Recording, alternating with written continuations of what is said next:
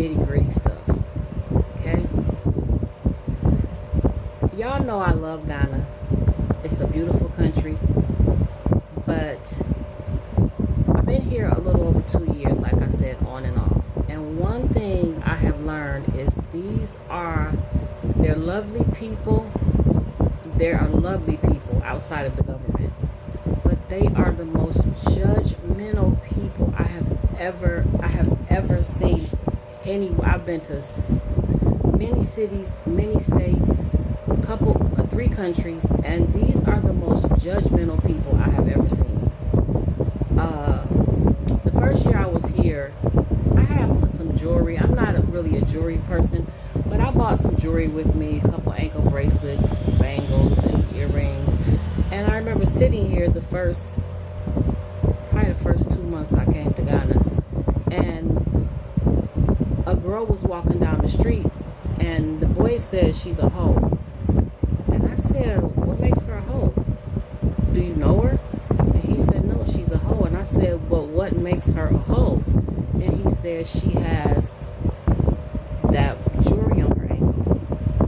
And I said, an ankle bracelet? It's really pretty. He said, but those are hoes. Only hoes wear those. I said, oh, well, I must be a hoe then, because I sure did bring about 3 or 4 ankle bracelets with me. I said, jewelry doesn't make people hoes, no more than her wearing a short skirt makes her a hoe. Now, we were sitting here today, and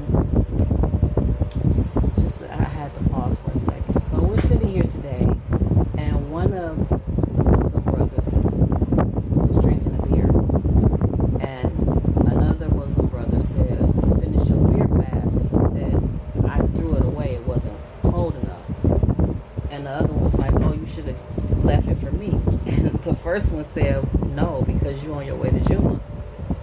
And I said he was going to drink his beer and go to Juma drunk.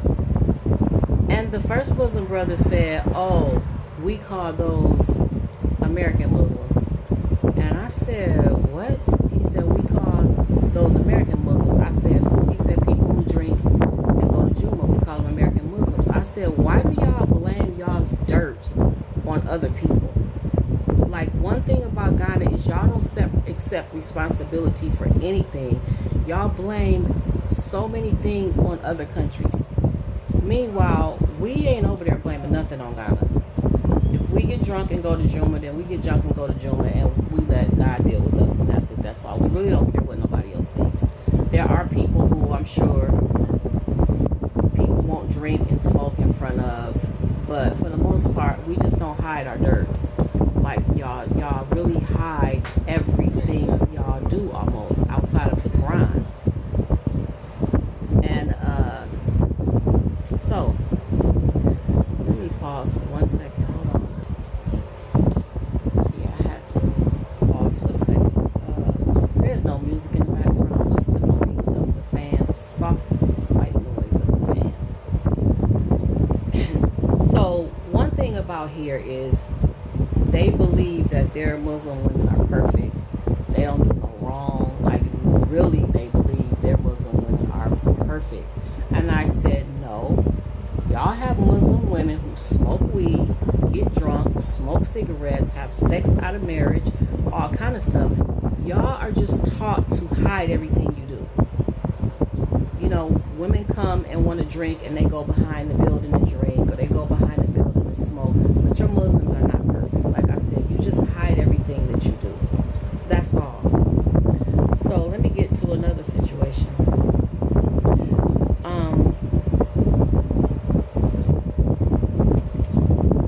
I'm starting to question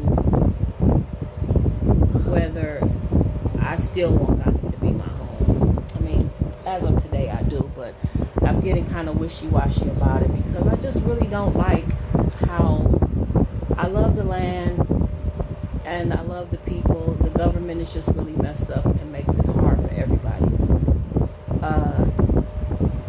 Like I said in one of my first ever videos, a woman almost has no voice at all. Like, you just really have to scream here to be heard.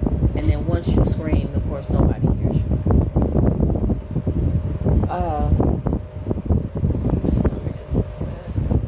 once you scream, nobody hears you.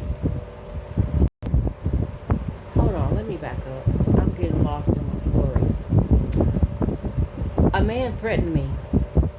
He threatened to do voodoo on me. I guess voodoo, some type of spiritual threat. I don't really know what he practices. I know that he, I don't know if he serves or worships the gods, the lowercase gods, GODS. I'm not sure how that works because I don't know about those things and I don't practice it. I don't study it or anything like that. But he threatened to harm me. I mean, threatened. Like, you don't know what I'll do to you. And blah, blah, blah, blah, blah, blah. And then I heard his girlfriend, who is now my ex-sister, tell him, no, no, no, no, we don't talk to women like that. Don't do that, don't do that, don't do that. Girl, first of all, you and your man was wrong. It was an argument between me and the sister. That shouldn't have happened because I don't like to go back and forth with arguments. She was accusing me and my husband of doing something that her man did. He was allowing her to accuse me by not just saying he did it. Like, he didn't even have to say he did it. He just could just say they didn't do it. Like, say something. In other words, you're just standing there letting us be accused of something that we didn't do. So we get into this heated back and forth. We're in messages. She don't like to talk. She want a message, and I'm really upset because she's sending me videos of something that he did that we had nothing to do with. So in the midst of that, because she's accusing me and he's allowing her to do it and won't step up as a man, I ended up saying, you know, yo, so-and-so did it. It wasn't me and my husband. She let him hear the message. And he called. She goes, oh my God, you shouldn't have said that. You don't know what he'll do to you.